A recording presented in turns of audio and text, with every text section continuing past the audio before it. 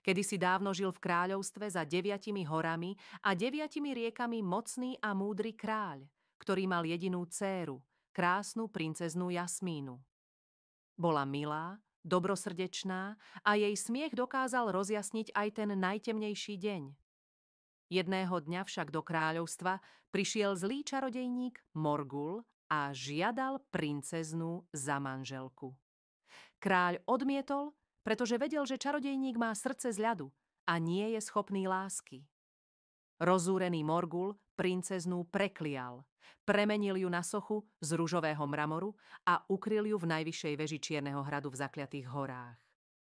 Kráľ vyhlásil do celého sveta, že kto oslobodí princeznú, dostane jej ruku a polovicu kráľovstva. Na cestu sa vydalo mnoho princov, rytierov a hrdinov, ale nikto sa nevrátil. Až jedného dňa prišiel na kráľovský dvor jednoduchý pastier menom Matej. Nemal meč ani brnenie, ale mal dobré srdce a odvahu. Ak dovolíte, môj pane, povedal, rád by som sa pokúsil zachrániť princeznú. Kráľ sa usmial, ale dal mu požehnanie.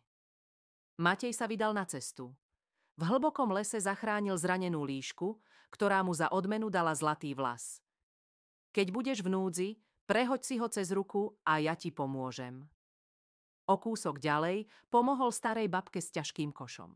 A tá mu dala strieborný prsteň, ktorý vraj môže odhaliť pravdu. Keď Matúš prišiel na Čierny hrad, zistil, že cestu do veže stráži ohnivý drak.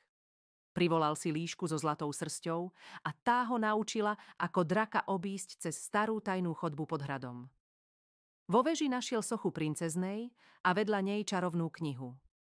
Stálo v nej: Kto chce zlomiť kliatbu, musí princeznú poboskať z pravej lásky a nezištného srdca.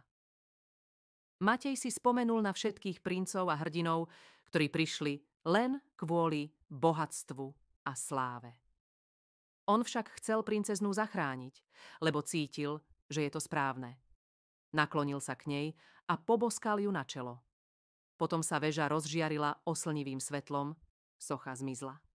A na jej mieste stála živá princezná Jasmína. Prebudila sa s úsmevom a vďačne pozrela na Mateja. Keď sa vrátili do kráľovstva, ľudia jasali. Kráľ dodržal slovo. Matej sa stal princom a oženil sa s Jasmínou. Vládli spolu múdro a spravodlivo. A líška s babičkou mali navždy svoje miesto na hrade. A ak nezomreli, vládnu tam dodnes. A zazvonil zvonec a rozprávky je koniec.